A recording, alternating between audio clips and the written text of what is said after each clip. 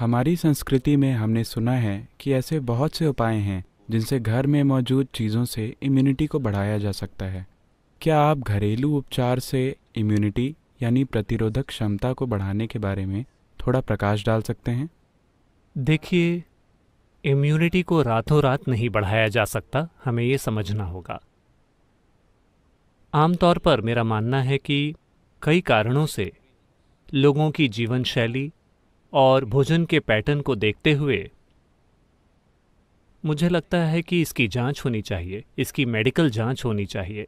मुझे लगता है कि दक्षिण भारत के लोगों की प्रतिरोधक प्रणाली दुनिया के कई दूसरे लोगों की तुलना में बेहतर है, सिर्फ खान पान के पैटर्न, परंपरा, जलवायु और दूसरी कई वजहों से। आपको ये समझना होगा कि उष्णकटिबंधीय जलवायु में और जगहों की तुलना में कहीं अधिक जीव रूप पाए जाते हैं, जिसमें सूक्ष्म जीव भी शामिल हैं। उनकी संख्या और विविधता बहुत बहुत ज़्यादा है। तो इस धरती पर रहने भर से ही सिस्टम और अधिक लचीला हो जाता है, क्योंकि हम हर समय इन चीज़ों के संपर्क में रहते हैं। ये एक पहलू है। एक और चीज़ है भोजन, एक और चीज़ है जीवन शैली। ये सभी पहलू हैं। बड़े पैमाने पर कृषि समुदाय होने की वजह से हम में से ज़्यादातर लोग, अगर इस पीढ़ी में नहीं तो पिछली पीढ़ी में, हम सभी कृषि समुदायों से ही आए हैं। तो लोग ज़मीन पर रहते थे, इसने ही उन्हें ज़बरदस्त मजबूती दी। दुनिया के ज़्यादातर हिस्सों में 80% से अधिक आबादी शायद 100 साल पहले खेती किसानी से दूर हो गई। भारत में हम ज़मीन से दूर हुए हैं केवल 25-30 सालों पहले। यह फ़ायदा अभी भी हमारे साथ है। ये ज़्यादा दिनों तक हमारे साथ नहीं रहेगा। अगर हर कोई ऊंचे ऊंचे अपार्टमेंट्स में रहना शुरू कर दे, धरती के संपर्क में आए बिना, और लैब के चूहों की तरह रहना शुरू कर दे, हर चीज़ से सुरक्षित, तो हमारी इम्यूनिटी भी कम हो जाएगी। लेकिन मुझे लगता है कि ये फ़ायदा अभी भी हमारे साथ है। लेकिन अभी मैं अपनी इम्यूनिटी बढ़ाने के लिए क्या कर सकता हूँ? जैसा कि मैंने कहा, ये कोई रातों रात होने वाला समाधान नहीं है, लेकिन समय के साथ आप ऐसा कर सकते हैं। तो चलिए मैं हमारे आसपास उपलब्ध कुछ आम चीज़ों के बारे में बताता हूँ। एक बात है, मुझे ये ज़रूर बताना चाहिए, हम पवित्र भस्म वाले लोग हैं। हम हमेशा किसी न किसी तरह से भस्म लगा कर रखते हैं। अगर आप इसका उपयोग करना जानते हो तो कई तरह की भस्म होती है। मैं आपको इसके बारे में इस तरह से निर्देश नहीं दे सकता वेब के ऊपर, लेकिन अगर आप इसका सही तरीके से इस्तेमाल करना सीखते हैं तो ये मदद करता है।